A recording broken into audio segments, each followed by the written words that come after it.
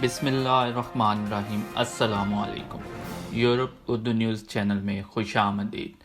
پیش خدمت ہیں اٹلی کی کچھ خاص خبروں کے ساتھ۔ اٹلی کے وزیر اعظم کا قرضوں کے بارے میں اعلان۔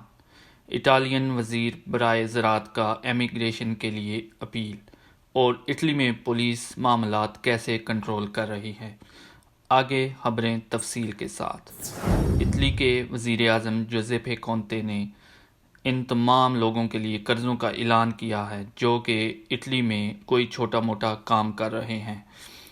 انہوں نے تمام شعبوں کو مد نظر رکھتے ہوئے قرضوں کا اعلان کیا ہے۔ جو لوگ نوکریاں کر رہے ہیں وہ لوگ بھی ان قرضوں سے فائدہ حاصل کر سکتے ہیں۔ ان قرضوں کا اعلان کورونا وائرس کے پیش نظر کیا گیا ہے۔ وزیر اعظم نے یہ یاد دہانی کروائی ہے کہ ان قرضوں کی شرح سود کم سے کم ہوگی۔ 25,000 یورو تک کا قرضہ حاصل کیا جا سکتا ہے، اور اس کا طریقہ کار یہ ہے کہ جس شخص کو بھی قرضہ لینا مقصود ہو وہ اپنے تمام لیگل کاغذات لے کر بینک جائے، اور اس کے ساتھ ساتھ وہ اپنے شعبے کے پیپر بھی بینک شو کرائے گا۔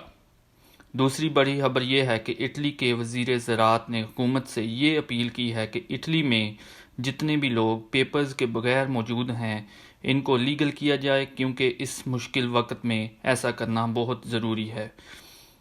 اٹلی میں لوگوں کو جرمانے کی شرح میں کافی حد تک اضافہ ہو گیا ہے۔ گزشتہ ہفتے اور اتوار کے دنوں کا اگر جرمانہ دیکھا جائے تو تقریباً 20,000 لوگوں کو جرمانہ ہوا ہے۔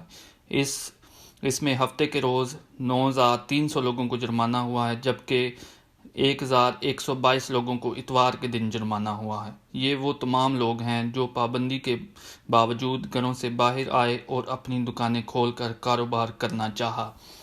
اب تک کے لیے اتنا ہی۔ اگر ویڈیو اچھی لگے تو سبسکرائب کریں، لائک کریں اور زیادہ سے زیادہ شیئر کریں۔ السلام علیکم۔